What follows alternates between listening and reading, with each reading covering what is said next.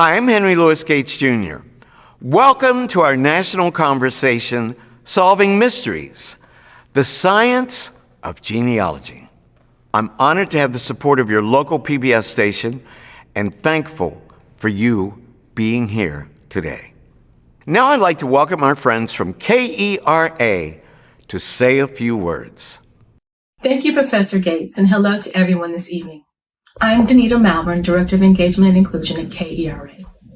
KERA is a community-supported PBS member station serving North Texas through distinctive, relevant, and essential programming that reflects the spirit and diversity of our region, which is the fourth largest population area in the country.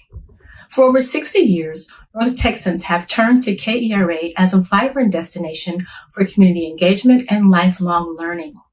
KERA produces original multimedia content, carries the best in national and international public television and radio programs, and provides online resources at kera.org.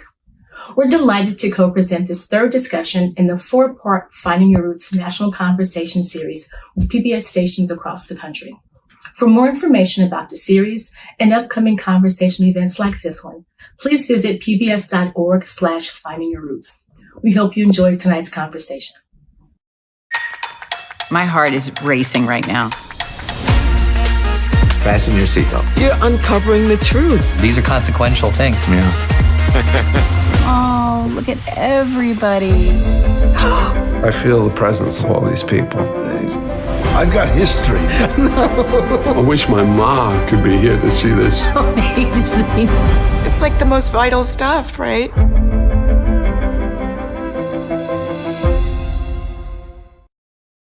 Hello. Thank you for joining us for this third installment of the Finding Your Roots National Conversation Series, Solving Mysteries, the Science of Genealogy. I'm Thomas Allen Harris, creator of the Family Pictures Institute for Inclusive Storytelling, based at Yale University, where I am professor in the practice in African American Studies and Film and Media Studies. DNA has become the dynamite that breaks down the brick walls in researching family history. This event will explore how advancements in science have impacted genealogy. As we begin, I want to say hello to everyone joining us live and participating in the chat. The questions this evening have come through the event registration page, but we have moderators from the National Geological Society and the African American and Historical Genealogical Society to help answer questions in real time. Our panelists for this conversation are Dr. Carla Easter, the Assistant Director for Education, Outreach, and Visitor Experience at the Smithsonian National Museum of Natural History. Carla is a community advocate leading initiatives that promote the engagement of diverse communities in understanding science and its translation to health and society. Prior to joining the museum, Carla served as chief of the Education and Community Involvement branch of the National Human Genome Research Institute, NHGRI, at the National Institutes of Health. CeCe Moore has been a core production member as a full-time lead genetic genealogist for Finding Your Roots since 2013 and is a leading proponent of genetic genealogy education. She is also the founder of the DNA Detectives and co-founder of the Institute for Genetic Genealogy. Throughout the last decade, CeCe has been considered an innovator and pioneer in the use of autosomal DNA to resolve unknown parentage and family mysteries. Athina Ramphal is a high school senior in New York at the New Explorations into Science, Technology, and Math High School, which is educating the next generation of global scholars and leaders. She is founder and president of the Genealogy Club, Inc., a 501c3 organization that promotes diversity and inclusion in genealogy for youth. She began her genealogy career as a participant in the Finding Your Roots, the Seedlings, a public television program on PBS, and she is the recipient of National Science Awards, including a grant from Women in Bio, which promotes diversity and inclusion in science for women, and academic scholarships and awards.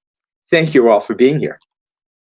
Genetic genealogy and commercial DNA testing kits have opened up a whole new path to researching family history beyond the paper trail. Carla, you are the Brokan Wield, Director of Education, Outreach, and Visitor Experience at the Smithsonian National Museum of Natural History.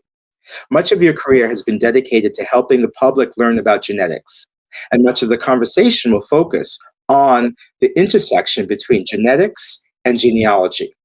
To begin, could you explain genetics, what it is, and how it relates to genealogy? Yeah, absolutely. Thank you, Thomas. So genetics is, as you said, DNA has opened up a whole new world for us. And genetics is really that study of the inheritance, or how does DNA from one organism get to its offspring. And so it's really a kind of a cool thing to think about, that, we really are at our core just a bunch of DNA. And so genetics has had a huge effect on this idea of our genealogy and who we are. So now we're able to use and harness the technologies that are related to the inheritance of DNA to better understand not only who we're related to in our past generations, but also where we come from. So it really, as you said, has been this explosion of opportunity for us to really know more about who we are at our most biological level. Thank you. And CeCe, can you explain the types of DNA tests genealogists use and the differences between them? Sure. When genetic genealogy first became a thing in the year 2000, Family Tree DNA was offering Y-DNA tests, which traces and is informative of the direct paternal line, and mitochondrial DNA testing, which is informative of the direct maternal line. In about 2009, autosomal DNA was offered for the first time for genealogical purposes. Autosomal DNA is informative of all of our ancestral lines, and it has opened up the inner branches of the tree for exploration. So that is the type of DNA testing where we're making the most discoveries right now and have the greatest ability to solve family mysteries. I see. And why does autosomal DNA testing give us more insight into the genealogy relative to the mitochondrial DNA testing? There are several reasons. One is because you can learn about multiple branches of your family tree. So mitochondrial DNA testing is only informative of your deep ancestry on your mother's mother's mother's mother's line. It's the type of DNA that changes very slowly. So you likely have an identical mitochondrial DNA profile as your great-great-great-grandmother on that line. Whereas with autosomal DNA, you're receiving 50% from mom, 50% from dad, about 25% from each grandparent. And we likely have autosomal DNA from all of our fourth great grandparents at small amounts, but it's there. So it can tell us about the entirety of our family tree instead of just that one line. What's difficult is that it changes very quickly. At every generation, you're losing an average of half of that genetic information. And so it's informative of more recent ancestry as opposed to the tests that we were using earlier, like mitochondrial DNA. Thank you for helping us understand that. I would like to introduce a video about finding your roots, the Seedlings, a digital series created in 2017 by WPSU that followed Athina and 12 other young people completing a genetics and genealogy camp at Penn State University. For the past 2 summers, kids ages 10 to 13 took part in a series of research summer camps to test a new genetics and genealogy curriculum that asks the question, if you can see your DNA very clearly, who am I? Who are my ancestors? Where did they come from? How are we different? How much do we share? And how far back can we go? My dad's great-great-great-grandfather. They're digging into their family trees and finding their roots.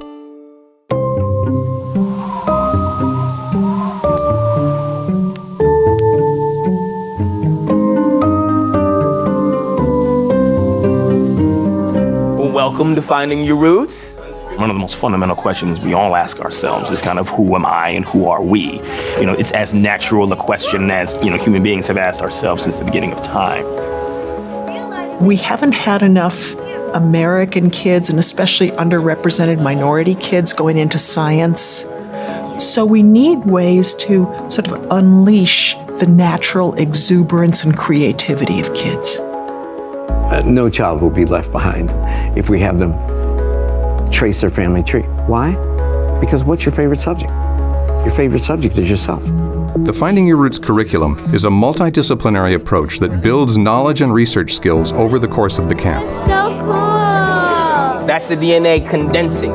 Experiments and games teach lessons about mutation, adaptation, natural selection, classification, evolution, differences, and relatedness. Can you show me why you think they're... Do you see that? Yeah. Campers make predictions for what they think their ancestry will be. Well, I think I'm East Asian because I only have information about that since I'm adopted.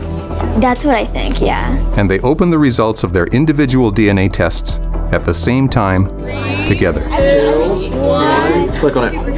I knew it. I knew it. 2% Korean. Campers follow their ancestors' paper trail online and learn to seek out resources in the real world beyond the camp. All the while, each developing his or her own personal project to unveil on the final day when the doors open and they present their findings to their families. Discovering a new aspect about oneself through one's ancestors is infectious. Genealogy puts you there. And all of a sudden, the abstractions of American history, the endless names and dates and timelines, all of a sudden, they have a face, and the face somehow resembles you. History becomes a mirror, and you can see yourself in it. It's hard to beat.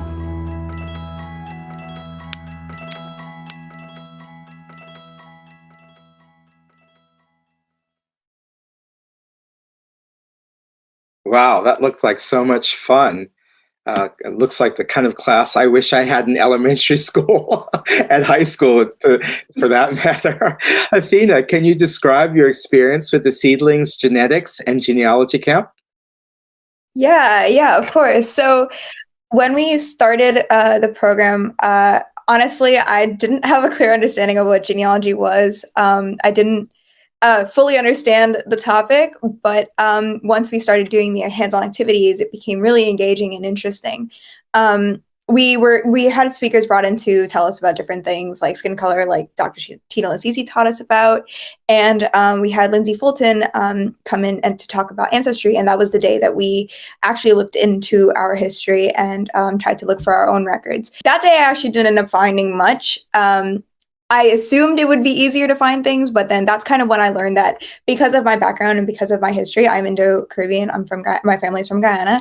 So because of my background, I wasn't able to find as many records, and that's kind of something that I had to understand about genealogies when you're from a country that was formerly owned by a different country. You kind of have to deal with the fact that there may not be enough records for you to look into your history, but that doesn't mean you're any less able to do your own genealogy. And I learned that about like 4 years later when I uncovered something bigger. But overall, the program was amazing, and that's kind of how I started the Genealogy Club. I wanted to replicate it for other youths and students around the world. So yeah. Thank you. I think later in the program, we're going to talk a little bit more about how world events and migration patterns make it difficult sometimes for to find and trace one's family lineage. But I wanted to ask you another question. How did your participation in the camp impact your interest in genealogy and in science? Yeah, so it kind of lit a spark in me, and after I, started looking into it a lot more, I just realized there's so many aspects to it, like genetic genealogy. The number one thing was I found, based on my experience, I wanted to make it more accessible to other students like me, but also around just anyone. So in 9th grade, I founded the Genealogy Club to promote diversity and inclusion in genealogy for youth. And then in 11th grade, I incorporated the organization as a 501c3, like you said. And then, so our mission is actually IDEA, and it's an acronym that stands for Identity, Diversity, Exploration, and All-Inclusive. And that's sort of what we want to show. So one thing that stuck with me from the program was Dr. Gates actually said, one, studying yourself is your favorite thing to do. But two, genealogy can show us that we're all connected, and it can help us to be more inclusive to everyone. And I think that's something that's really a really valuable lesson to teach students and kids around the world. Yeah, I agree. And it's so important today to see the commonalities that we have with people, even if it's tracing your family roots or having difficulty tracing your family roots. Well, we're going to see that in action, actually, in the next clip. And will also help us explain the link between genetics and genealogy. This is from Finding Your Roots, the Seedlings digital series that helps explain DNA ancestry. Roll clip. 13 kids from all over the United States and Canada gathered for a summer genetics and genealogy camp to find their roots. I wanted to learn more about my ancestry and where I'm actually from. We're pretty sure that like our mom's side of the family is German. My mom's mother is from Jamaica, and my dad's mother's from Jamaica. My great-great-grandparents came from India. I believe we are from European descent. Weeks before camp began, they all submitted DNA for testing to look deep into their family's genetic history. They will each open their individual results at the same time together. 2, 1. Click on it.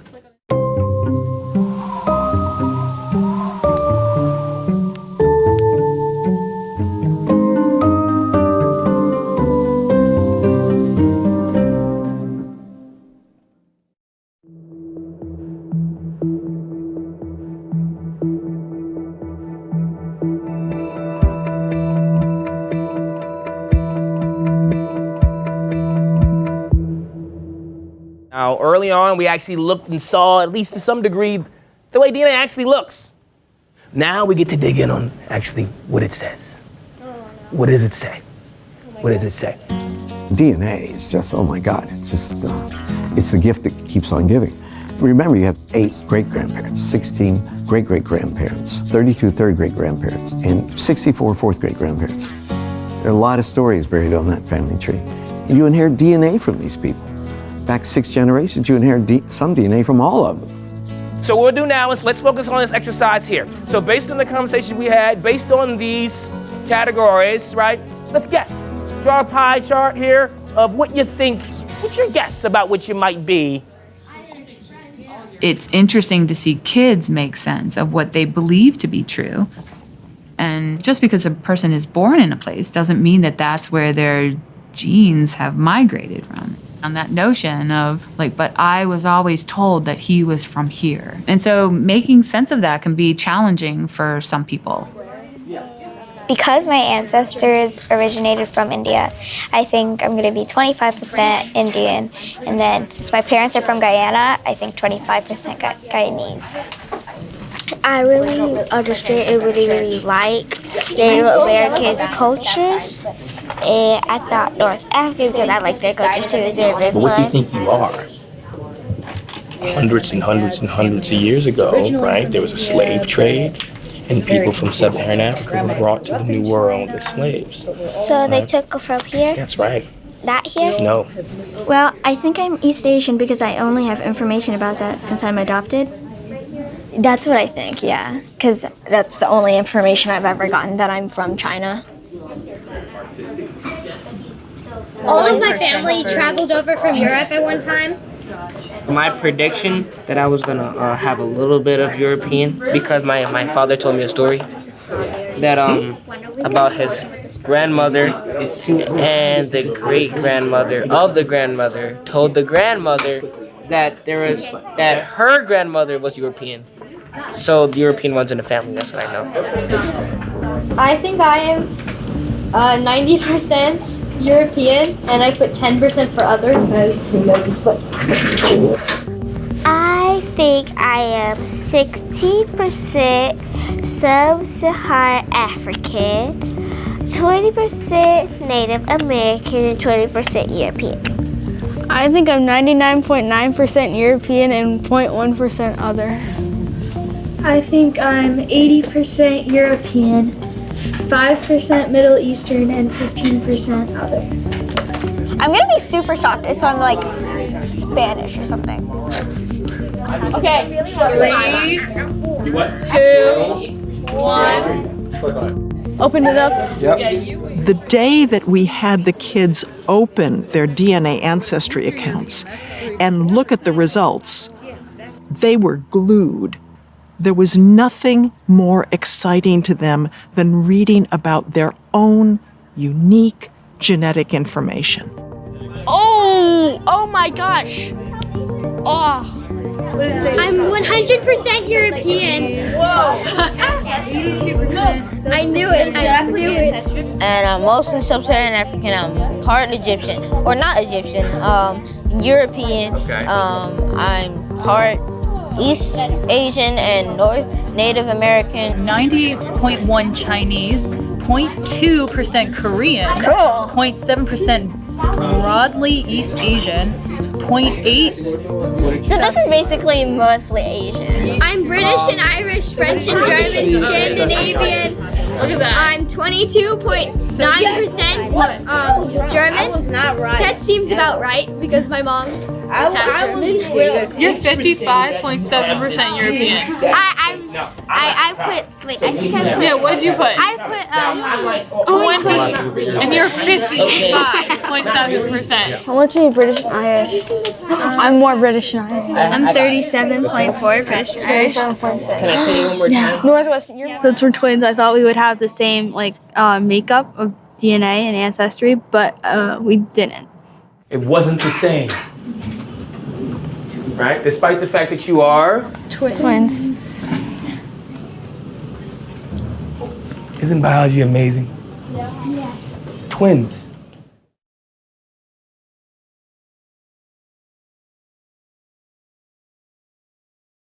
Wow, what a great experience, educational experience, really, and discovery. To learn more about Finding Your Roots, the Seedlings curriculum, visit FYRclassroom.org. So, Athina, was that you in the video clip? Yeah. So clearly, you can see that I had to take a little bit of time to understand really what DNA was and what it meant, when predicting my ancestry specifically. It was definitely it was a crazy experience being in that room with everyone else and just opening our 23andMe results, just comparing it to other people and to our friends and talking about it and being surprised about it. It was a surreal experience. But specifically for me, my results showed that I was 100% South Asian, from India, and it didn't surprise me because from what I've heard, there's really no discrepancy in my ancestry, so it was pretty cut and dry. Though going through that program definitely did help me understand the difference between ancestry and nationality, which is something I think Dr. Jablonski mentioned in the clip. But it was super, super, super cool at the time to see our results and really go through the nitty gritty of everything. The one thing that surprised me though is I think just how much variation there was in the group that of the Seedlings. Just there were so many people did have stories that they heard from their parents already, but it was interesting to see those stories were reflected in the ancestry results. So that's something that definitely stayed with me throughout the program. So the coordination of the oral histories with the test results is something that you saw, definitely. The people, your colleagues saw. It's great. Yeah, definitely. Yeah.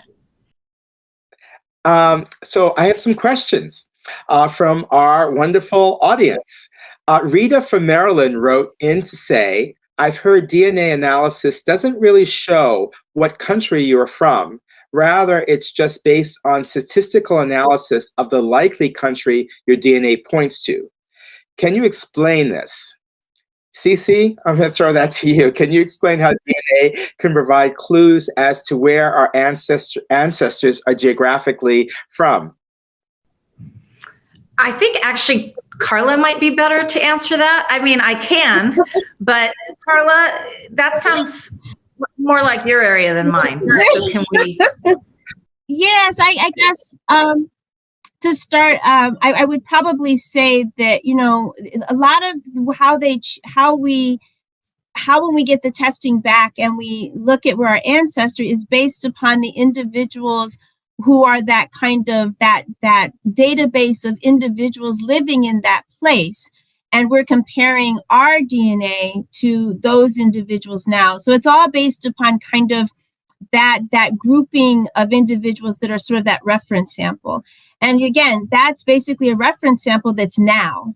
You know, that's who lives there now. So, but again, who knows what it might have looked like 1,000 years ago? So we're basically looking at our closest sort of estimation of this is what your ancestry is comparatively. You are most related to individuals that are in this space at this point in this country. But we know historically there's been migration around the world. It may not have looked that way, like I said, 1,000 years ago. But again, I think it's still kind of cool to think about that you're connected to those individuals that are in that space. How'd I do, CeCe? Does that make sense? Great. Yeah, of course. That was perfect. So I can speak about it from the genealogical perspective, which is that we are looking at our more distant ancestry. And it is based on where living people today are reporting their ancestry is coming from. And then the science will cluster people to make sure that what they're reporting is consistent with others that are reporting that same location or that same geographic origin. And so some people think, oh, it's going to be thrown off because people might be adopted and not know it, or they may provide the wrong information. But there is science then that is backing that up to make sure all of that is consistent. And if it isn't, it'll get thrown out of the reference panel. So I think that's an important thing for people to understand. It's not just based on what people are self-reporting. There is a scientific correction for that. Great, thank you so much. I do have a follow-up question, CeCe. DNA contains a lot of information that can help in researching family history. We have a question from Joyce in New York asking, how do you go about solving brick walls in your family research?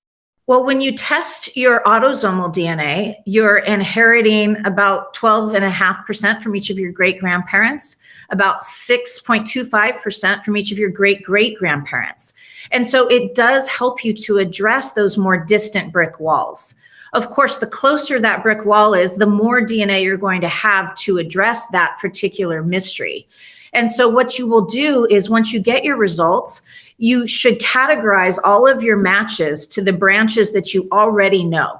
So if you have, say, 7 of your great-grandparents confirmed, and it's that eighth great-grandfather that you're trying to identify, for instance, it's really important to categorize out the ones that fit in your known part of your tree so you can focus in on those that come from that unknown branch. Once you have done that clustering type research and separated those out, you want to look at just those matches that you can't connect to your family tree. And those matches should be in what I call a genetic network or a match cluster, meaning you want to look at the shared matches. So find the top match that you can't fit into your tree and then look at the shared matches. And those should all be ones that don't connect to any of your known ancestors. You build their family trees or look at their family trees if they're available, and you're looking for commonalities within their common ancestors. And if you can identify a common ancestral line for them, and you're sharing DNA with all of those people and not connecting to them on any other branch of your known family tree, then you can be quite confident that you also share that ancestral line. And so it's really just amazing what we can do with genetic genealogy now and getting past brick walls, those those ancestors we weren't able to identify through the paper trail. It's incredibly powerful. And you can use it back to usually great-great-grandparents, great-great-great-grandparents in some instances. If you're trying to get much further back than that, you might want to look at Y chromosome DNA if it's a male. If it's not your direct paternal line, you can trace down to the present, their son, see if you can use that to help address it. So it is an incredibly powerful tool for filling in that family tree, including the inner branches. Thank you, CeCe. Athina, what Brick Wallace have you been able to crash through in your work? Yeah. So funny enough, so during the program, when I did my 23andMe results, I didn't, through the relative finder, I didn't really find anything that, groundbreaking or interesting. So, when we went through Ancestry and started looking for records, I was having a bit of trouble. I actually called over one of the mentors to try and help because I was fine, like brick walls everywhere, just finding nothing. The one record I did find was for my paternal grandfather, who I already knew about, who passed away in 2011. And that didn't surprise me because I had heard the stories. I knew what happened. Although my dad has a stepfather, it still was not like anything big. But fast forward 4 years, we kind of uncovered a 70-year-old little secret in our family that my grandma didn't know about.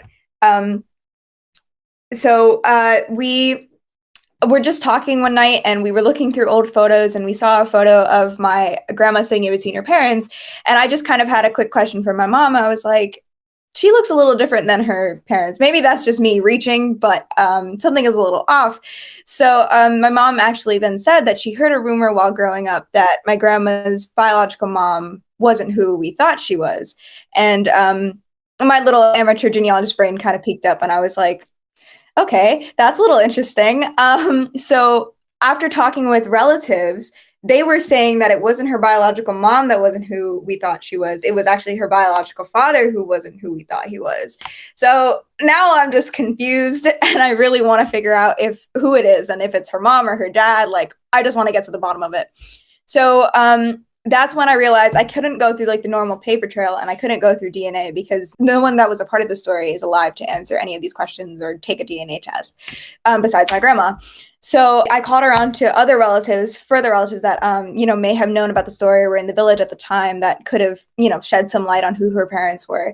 And that's when we heard the rumor that it was actually another guy in the village, that her father was another guy in the village. But by that time, my grandma had gotten wind of this investigation. So she took it upon herself to message his daughter because they were mutual friends. And I'm watching this in live, like in real time, like I'm staring at her Facebook messages and she messages his daughter and asks, are we related? And then comes the message, yes, we're sisters. I can't believe I said it after all this time. And I don't know if it's possible, but like time froze for our entire family. And it was just like, what did we just read?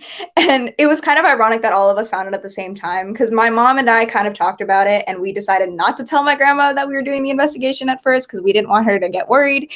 But it happened in such a way in which all of us found out and it kind of shook our world. And then once the initial shock kind of subsided, we ended up getting into contact with his family and we talked about it and we decided to have them take a DNA test and they did. And then we went to my grandma's results and went to theirs and we saw that they were matched as relatives. So that's how we figured out that my grandma's biological father was actually somebody else from the village. And she actually knew him and, she had stayed over at his house at one point. Like it was crazy the amount of connections and the oral genealogy matching up to the DNA.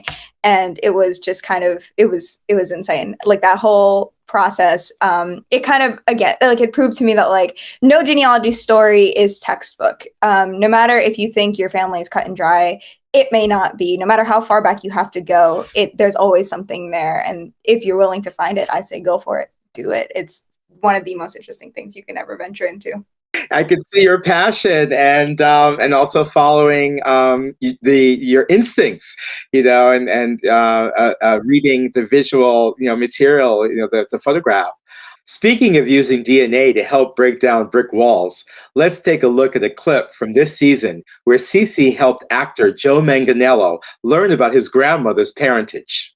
I started with Joe Manganiello, and with the story that begins in what was once a region of the Ottoman Empire and is now a part of the nation of Turkey.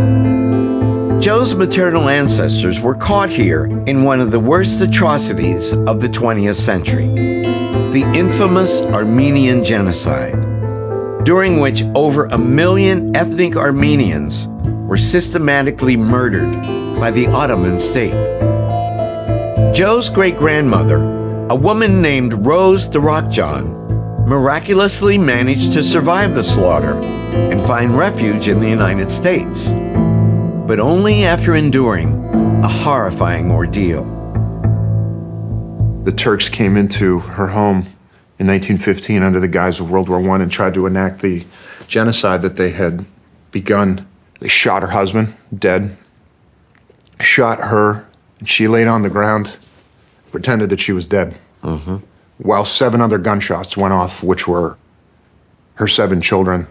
And she laid there unmoving, and the Turks left the house and left the 8th child, who was an infant, in the crib to starve to death, which is just the way that they did business. So she got up and strapped the baby onto her back and escaped the town, which, you know, for people that don't know, there were these death marches where they would just handcuff and chain the Armenians together and march them out into the desert and release the Kurds and gave them military coats, horses, and guns to then go do what they wanted with their mortal enemies, the Armenians. And she escaped that, snuck past, got to the Euphrates River with the baby on her back, swam across the river, and when she got to the other side, the baby had drowned. And she had a bullet in her still, and she lived in a cave, to my understanding, with other refugees until she was picked up by German military who were stationed in Turkey at the time because the Turkish government worshipped German military might, so a lot of officers were invited to come and spend time in Turkey during the war. And as the story goes, she was picked up by something like a Red Cross camp that would have been there at the time and went to work for this German officer and wound up pregnant by this German officer and gave birth to, after the Germans left and went back to Germany, she gave birth to a very blonde, half-German child. This blonde child grew up to be Joe's grandmother, Sandra. And though her mother never told her the name of her German father, Joe was hoping that we could find him. It was an extraordinary challenge. There were roughly 25,000 German soldiers stationed in the Ottoman Empire during World War I. What's more, the Turkish government refuses to acknowledge the Armenian genocide and doesn't even permit researchers access to the records that would document it. Our only hope was DNA. Our genetic genealogist, CeCe Moore, compared Joe's mother's genetic profile to millions of other profiles in publicly available databases, searching for matches. You ready to see what we found? Man. Yes. Please turn the page. Joe, the chart in front of you shows some of your mother's DNA matches illustrated in the format of a family tree. You're there at the bottom. Yep. Now go up 1 box and see your mother, Susan. Yep. And then her mother, and then your great-grandparents, Rose, and your unknown biological great-grandfather, the man we are trying to identify. Joe, in your mother's DNA match list, we identified a distinct cluster of individuals that appeared to be of German ancestry. We soon learned that all those individuals descended from one couple. Would you please read their names? Johann Heinrich Beitinger. You got it. And Katharina Friederike Reichlau. Now, I'm assuming that you've never heard these people before. Never. Well, Joe, guess what? You are a Beitinger. No. You are. Wow. That is your family name. Wow. Look at that. Wow. That's incredible. Wow, what a dramatic oral history that of Joe's family. At CeCe, it sounds like it was incredibly challenging to track down this information to identify Joe's biological great-grandfather. Could you share about your research process? What methods did you use? Sure. I want to give a little backstory though, because when Joe first came to us asking if we could identify this ancestor of his, I actually told the producers it was unlikely, because being able to address a brick wall depends on who is in the database. And we have very few Germans in the database. It is not encouraged to do direct-to-consumer DNA testing in Germany. And so I thought it was unlikely, since his ancestor was directly from there, not someone who had immigrated to the United States, as far as we know, that we wouldn't be able to answer that question. And I have to give a lot of credit to my colleague, Kimberly Morgan. She came on 3 years ago to not only be a genealogy researcher, but to assist me with the genetic genealogy, which I had never had any help doing that in all these years. And she is actually the one who dug into his results and found this match to somebody who had German ancestry, whose branch of the tree had migrated to Canada. And so I'm given a lot of credit for this, but actually she deserves a lot of credit for this discovery. Once she found that match, we were able to then create a genetic network around that match, see who was that match sharing DNA with on his DNA list, and then build those family trees and focus in on the shared branch between those matches, which was the Beidinger line, and then build that forward. Once we found those common ancestors, we built forward to see if we could identify who would fit in the right place, be the right age, right gender, to potentially be that unknown ancestor. And so we didn't have as many matches as you normally would because of that German ancestry and background, but we had just enough to work with. And so we had a big stroke of luck that somebody was in the database that was closely enough related to that unknown ancestor to address that brick wall. There are limitations in what we do. There are some brick walls that we still cannot address, that we cannot overcome because we don't have the DNA testers in the database. So there's over 40 million people that have taken these direct-to-consumer DNA tests, but the majority of those people still have Northwest European ancestry with deep roots in the United States. That does not mean that other population groups cannot use it as, effectively, but it's always going to be easier to identify an ancestor who lived in the United States. And that is because of the people that are in these databases and the cousins that we're looking for. And there are better records for certain population groups than others as well. Obviously, I spent a lot of time working on African American research, and they do have deep roots in the United States, but the documentation isn't as good. And we have been incredibly successful now being able to break through a lot of brick walls in their family trees. But we couldn't do that when I first started with Finding Your Roots. It was very rare. And so I just think it's important for people to understand that population group and record keeping has such a huge impact on what you're able to accomplish. And so we were really so excited that we could help Joe with this answer. But I have to say that of the thousands of people's DNA that I've worked on, I think he may have the most fascinating genetic history I've ever seen. And I personally ended up spending a lot more time on his African American branch of his family tree. And I had to work through 3 misattributed paternities on that branch in order to extend that back. And so there was a lot of genetic genealogy work on his episode. And Kimberly Morgan was a huge part of that and a big key to being able to break through these brick walls. So I want to make sure she gets recognized as well. Wonderful. Thank you so much. I want to go to a question from our audience. The clip mentioned how you researched Joe's mother's genetic profile to millions of other profiles in publicly available databases looking for matches. Melissa from Ohio asked, can the maternal DNA line determine where you're from? If you're researching an ancestor on your direct maternal line, your mother's mother's mother's mother's line, you can certainly use mitochondrial DNA to see what you can learn about the deep ancestry of that line. So it can be informative about where that direct maternal line came from hundreds or thousands of years back in time. But autosomal DNA is usually going to give you a lot more information about someone's family tree, about their more recent history. And so autosomal DNA is, as I've mentioned, where we've really been able to address these brick walls and break through them and solve mysteries. And it doesn't matter if it's a maternal ancestor, paternal ancestor, it could be your father's mother's line, it could be your mother's father's mother's line. And so we are able to address any females in our family tree with autosomal DNA just as well as paternal ancestors or male ancestors. And so it's one of the breakthroughs with the use of autosomal DNA for genealogy that women can take a DNA test and address their paternal ancestors.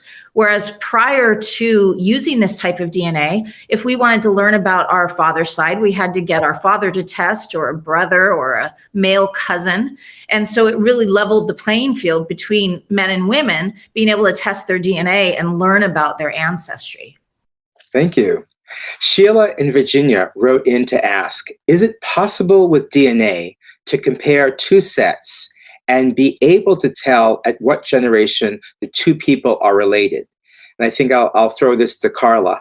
Certainly, as CeCe has pointed out, right, especially with autosomal DNA, you can look at comparatively how much an individual shares with another individual, and, you will share more with more recent ancestors than with more distant ancestors. So my initial thought would be yes, but I would love to hear CeCe provide an expert's insight into that question.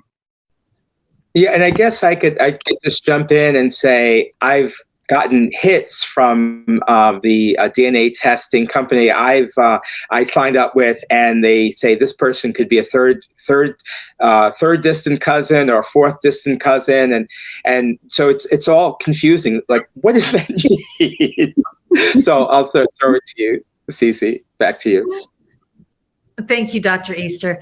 Yeah, this is something I deal with every day. This is a big part of my work, and it is something that is misunderstood. A lot of people think that we know exactly how two people are related when we get that match, and we don't. There are only two relationships where it is exclusive to one type of relationship. So parent-child relationships are obvious. It's 50% of DNA shared across one chromosome at each location. So we always know when it's parent-child, and we always know when it's full sibling, with the exception of when there's three-quarter siblings, which is another topic. But full siblings are going to share an average of 50%, but they're going to have fully identical and half identical segments. And so that is also a unique pattern and amount of DNA. Any other relationship is not going to be an automatic conclusion. And that is because if you share 25% of your DNA with someone, for instance, it could be grandparent, grandchild, aunt, uncle, could be double first cousin. So there are multiple possible relationships at any level of shared DNA. If you share about 3% of your DNA, you might be second cousins, but you also might be half first cousins once removed or first cousins twice removed. So there are always multiple possibilities, but it really gives us a good idea. It points us towards the right relationship level, and that tells us how far we have to build back in that family tree to find the likely common ancestors. But those ranges of sharing are large, and there are overlaps where you can have a high sharing second cousin, a low sharing first cousin once removed that might share the same amount of DNA. So it still takes a lot of work to fit all those pieces together, but it really gives us a good start. Mm-hmm. And is the DNA testing getting better because of the technology is getting better, or because the increase of the sample is getting better? A little bit of both, and also our ability to translate that DNA sharing and DNA analysis is getting better as well. I mean, we have now been working with autosomal DNA for well over a decade, and we've developed a lot of great research approaches and strategies. But the most important part of us being able to break through these brick walls and solve people's identity mysteries or family mysteries is the size of the databases. When I started, there was almost nobody in them. And we knew that in order to fulfill the potential of what we saw, we needed millions and millions of people who knew their family trees, or most of their family trees, to put their DNA in those databases, share their family trees, and that would be where we would finally be able to reach the potential that we're seeing now. So having 40 million people who enthusiastically embraced direct-to-consumer DNA testing and shared their genealogy information is really the key to how we got to where we are.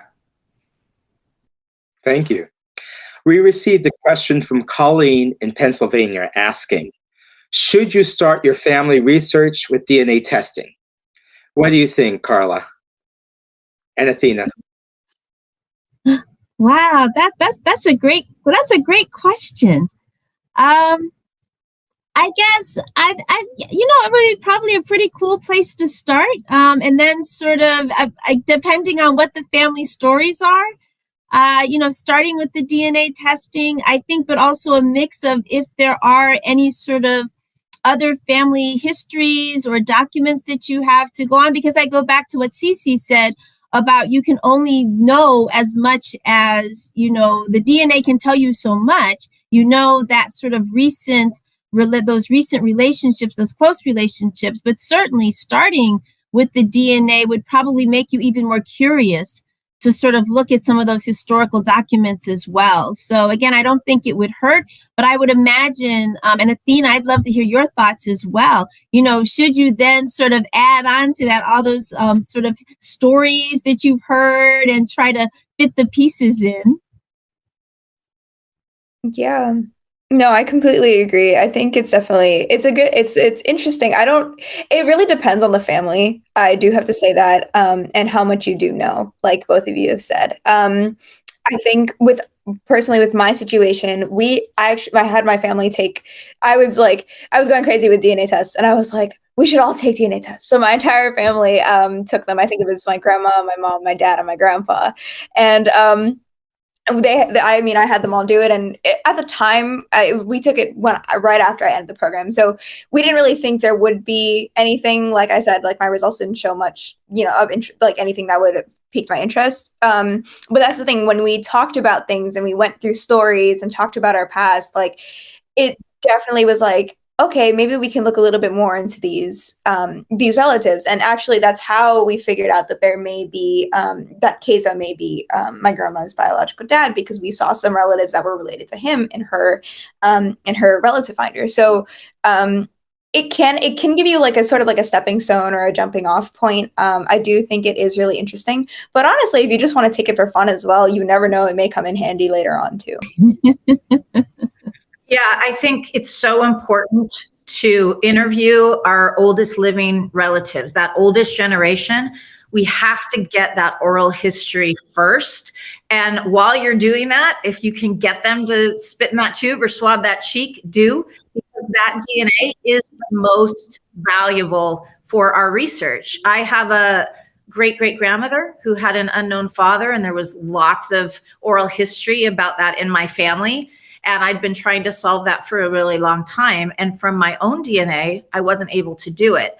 But fortunately, I had my dad's brother tested before he passed, and my dad's sister as well. And that having that one more generation back has helped me break through that brick wall finally and identify her biological father.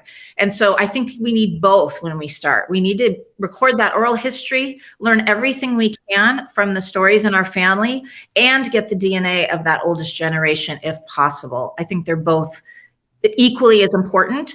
And then I think we can start the paper trail research. Now, when we started genetic genealogy, we told everyone to build their family tree first. That's been turned on its head a little bit now. So I think getting that DNA while people are still living should be a priority. Yeah, I think also adding on quickly to that, when I did something, so I ran a pilot program last year, called Seedlings of the Caribbean, and it was kind of, it was a program inspired by obviously finding your Seedlings, and but it was virtual, and we ran it to 3 countries in the Caribbean: Suriname, Guyana, and Trinidad and Tobago.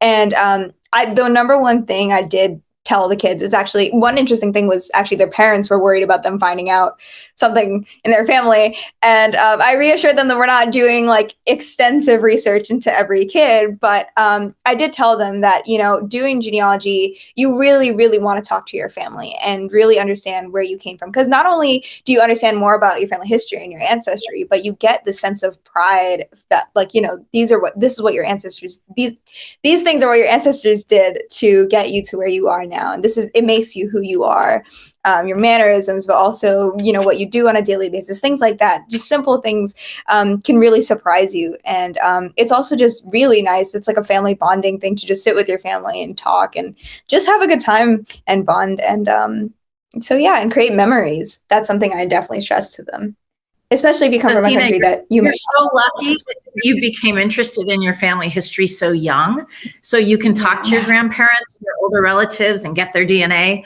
I mean, I wish that I had been able to do that at your age. You have such an amazing start and foundation for your future in genealogy or genetic genealogy or whatever you end up doing.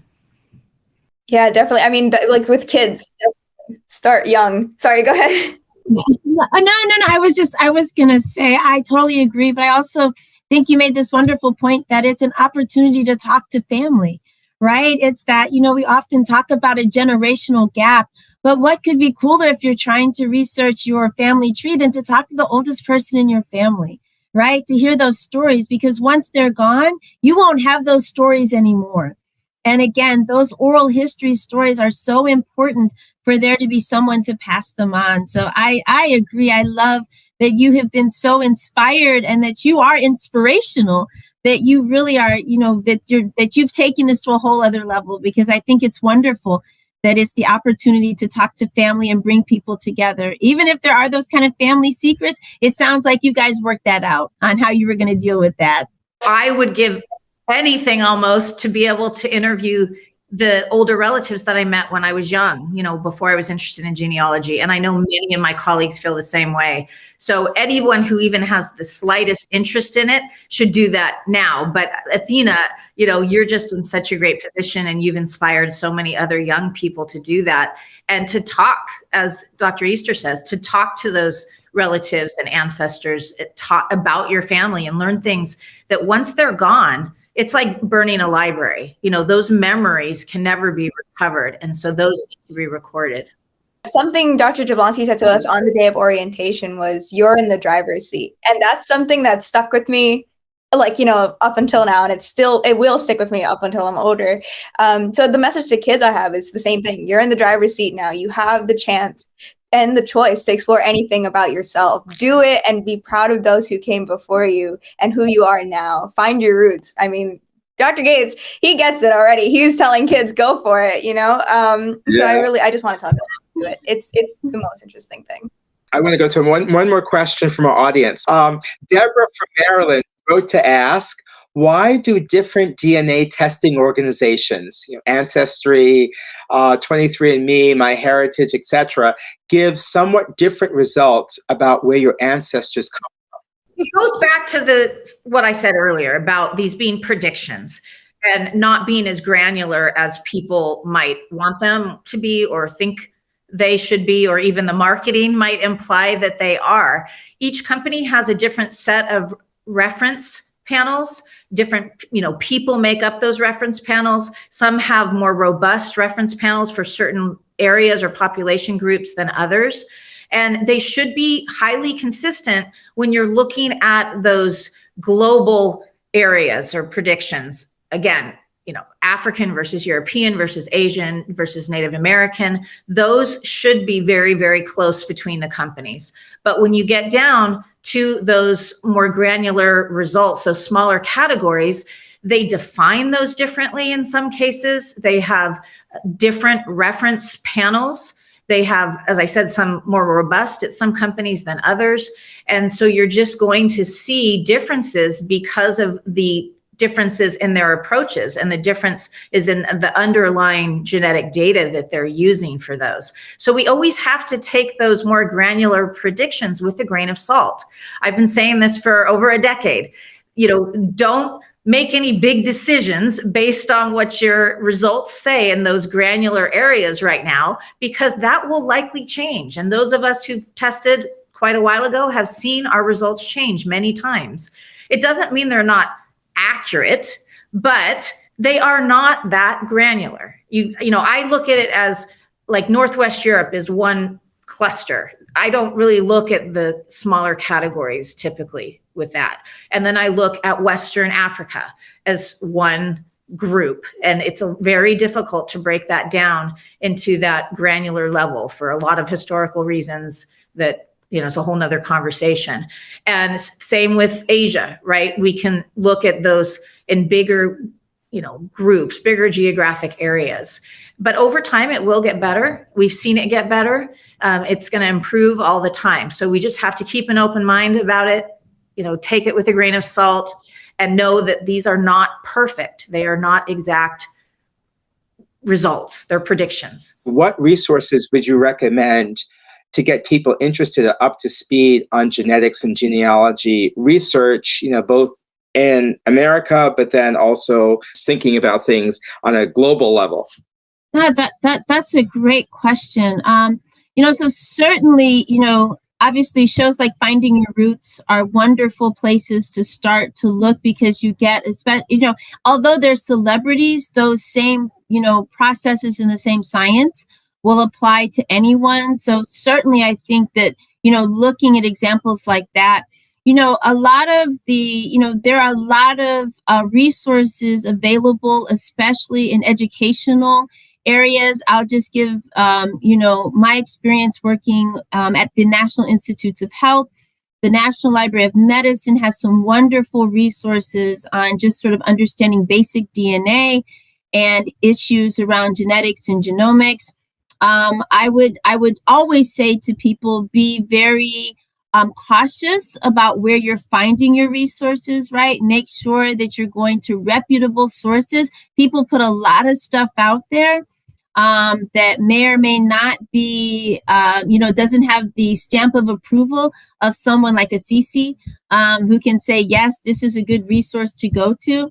So I certainly think that the resources that are recommended by, you know, shows like Finding Your Roots, or even the direct-to-consumer testing companies, right? They live on their reputations. And so they are going to give you resources that are going to be reputable and are going to be, you know, easily accessible. So those are just a couple of my thoughts, but certainly there are so many educational videos out there that are helpful. You know, the things that are coming out through the Seedlings program, I think, is another perfect example of, if you have young people, you know, school-age children, and you want to get them into that, those are excellent resources to look at. So PBS Learning is, you know, an amazing go-to for me. So we should throw to you, Athina.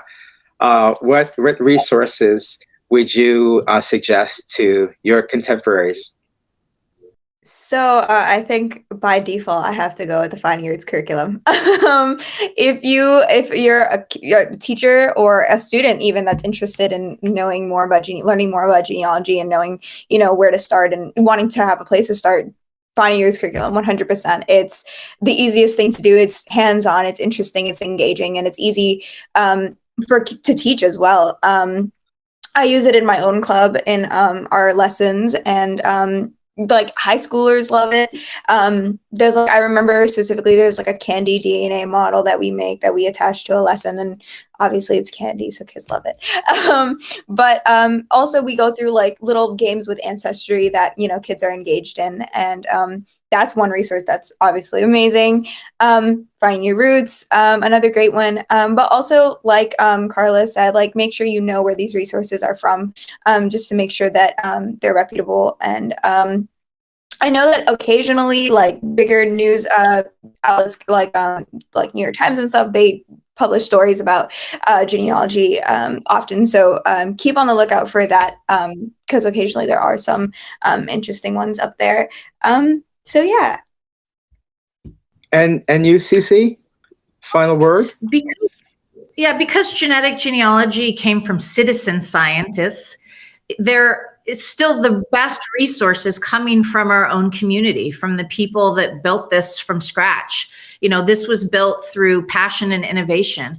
It didn't come from academia or traditional science or forensic science. Of course, we were reliant on the advances in those areas to be able to do this, but the techniques of researching your genealogy using DNA came from this citizen scientist group. And so to people today that are wanting to learn about it are really fortunate, because there were zero resources for us to start. We had to create those from scratch.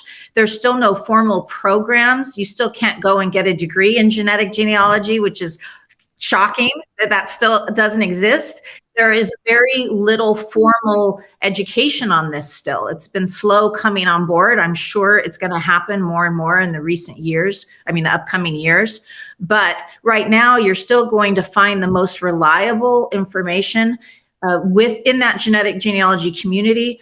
Specifically, Blaine Bettinger has written a book that's fantastic to get people started. And he has a couple different books that are really good. And he has an amazing Facebook group called Genetic Genealogy Tips and Techniques. And then if you are more interested in trying to identify your biological parents or grandparents, I have the DNA Detectives Facebook group where we have almost 200,000 people doing that. And lastly, I'll do a plug for my own Institute for Genetic Genealogy. We have a conference March 10th and 11th, and we have lots and lots of videos from past conferences, and we are offering it virtually this year as well. And so that is another great resource. We are staying right on top of things on the cutting edge. Wonderful. Well, I'm so glad to get all these resources from our esteemed guest today. And I think that's a great note to wrap up this wonderful conversation. Thank you, everyone, for joining us today. And I'd like especially to thank our panelists for their invaluable time and insights, and our host stations, WETA and KERA, for putting this event together. Join us on April 12th at 7 Central for the last event in this national discussion series, which will feature Professor Henry Louis Gates and other members of the Finding Your Roots team as they share behind-the-scenes stories from Season 9 and the series archive. If you've missed any conversations from this discussion series, you can view the archival recordings on the Finding Your Roots website at pbs.org/FYR events. Thank you so much.